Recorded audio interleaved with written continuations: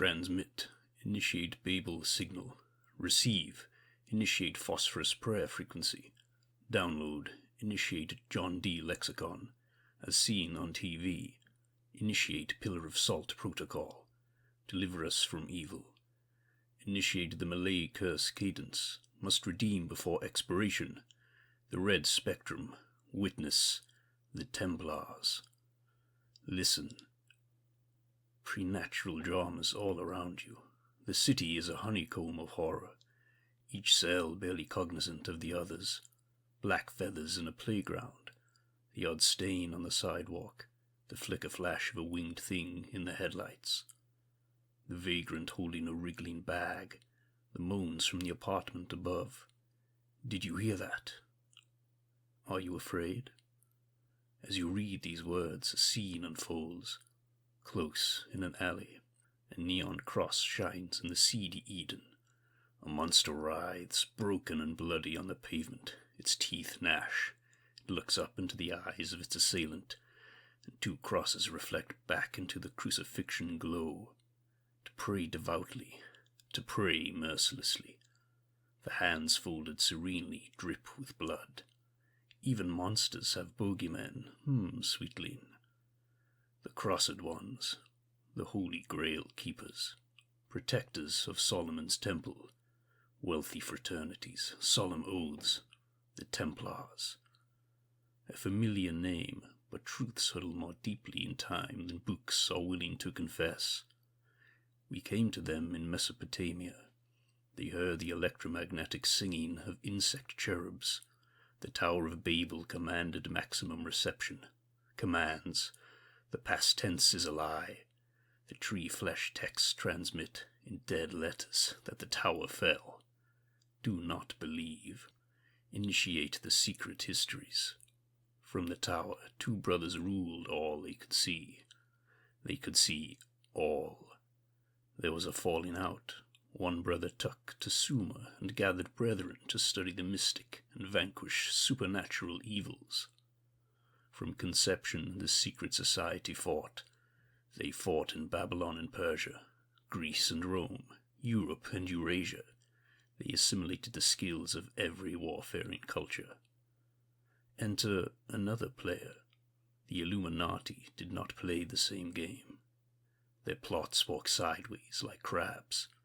The children of Eye and Pyramid let loose Alexander the Great, and broke all of the Templars' toys. The Crossed Ones never got over it. Time passes. You call it the Middle Ages. Mayflies have such tiny timelines. The Crossed Ones grew strong, grew bold. They leave the shadows. With papal sanction, they set out to rule the world publicly.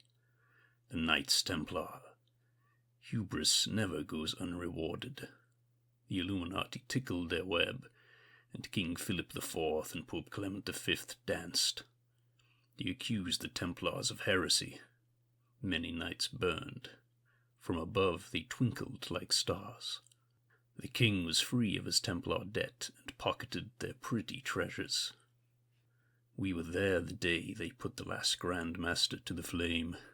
Even as he crackled, Jacques de Molay shouted his order's innocence.